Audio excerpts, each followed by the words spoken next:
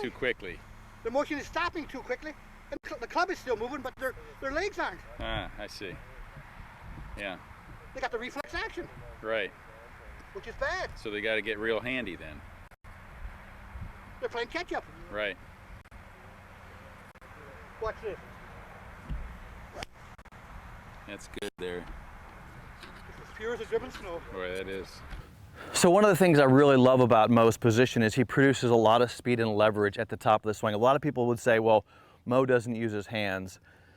Well, there's some debate in that actually, and I'll tell you why. Because when you take your arm and you bend your arm, it's impossible not to use your wrists at some level. So anytime you're folding the arm, you're going to get wrist action. And you see that angle Mo has at the top of his swing, there is definitely a wrist angle. Now, what I want to preface that is saying, if I was going to skip this, let's say this was a rock and I was going to skip this golf ball and I'm going to throw it sidearm and I'm going to bend my arm and throw it, you'll notice that I'm cocking my wrist and I'm folding the arm, but I'm not consciously doing it, right? I'm not sitting here going, okay, bend the wrist, bend the arm, and then throw. I'm doing it in kind of a natural fashion.